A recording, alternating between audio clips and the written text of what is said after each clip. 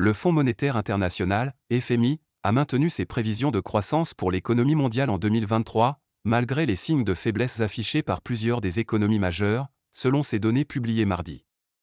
L'institution s'attend toujours à une croissance mondiale de 3% pour 2023, et à peine plus faible en 2024, à 2,9%, soit en légère baisse, moins 0,1 point de pourcentage, par rapport à son estimation précédente, en juillet. L'économie mondiale continue de se remettre de la pandémie et de l'invasion russe de l'Ukraine et fait preuve d'une résilience remarquable.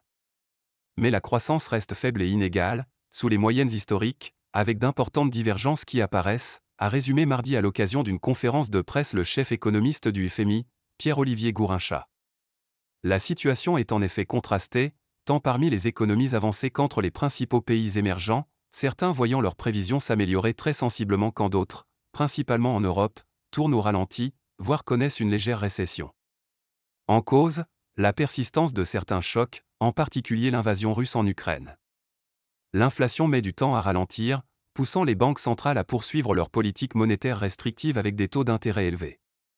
Le fonds anticipe ainsi une inflation plus élevée que ce qu'il prévoyait il y a 3 mois, tant pour cette année, 6,9% au niveau mondial, que l'année prochaine, 5,8%, soit 0,6 points de plus que prévu en juillet. Les nouvelles sur l'inflation sont encourageantes mais nous n'y sommes pas encore, et pour l'instant la plupart des pays ne reviendront pas vers l'inflation cible, de 2%, note de la rédaction, avant 2025, a ajouté M. Gourinchas. L'occasion pour le FMI de rappeler l'importance selon lui de ne pas relâcher trop tôt les politiques restrictives. L'Allemagne en souffrance. Parmi les économies avancées, l'Allemagne montre les signes les plus inquiétants, avec une récession de plus en plus certaine pour cette année, moins 0,5%, et plus marquée que prévu, puis une reprise faible l'année prochaine, 0,9%, alors que le FMI, en juillet, s'attendait à mieux. Après avoir été à la traîne l'année dernière parmi les pays du G7, mais aussi comparé aux autres économies majeures européennes, la première économie du continent sera la seule en récession cette année et semble ainsi confirmer son statut des hommes malades de l'Europe.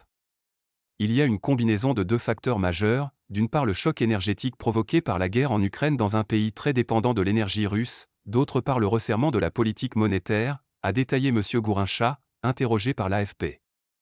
Les autres économies européennes résistent mieux, les prévisions pour la France s'améliorent légèrement pour cette année, 1% attendu soit 0,2 points de mieux qu'anticipé en juillet, alors que l'Espagne reste solide, 2,5% pour 2023.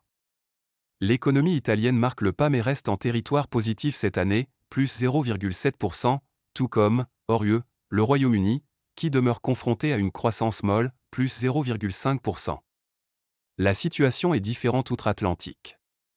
L'économie américaine est attendue en progression de 2,1% en 2023, bien loin de la récession longtemps annoncée par de nombreux économistes, avant de ralentir sensiblement en 2024, à 1,5%. Du côté des grands pays émergents, le ralentissement chinois se confirme, plus 5% cette année, plus 4,2% en 2024, des prévisions légèrement revues à la baisse, alors que le pays souffre d'une crise dans l'immobilier. Il est possible de relâcher la politique monétaire et de mettre en place des mesures de soutien sur le plan budgétaire, a souligné M. Gourinchas lors de la conférence de presse. Nous encourageons les autorités à agir dans ce sens et je pense qu'elles le font.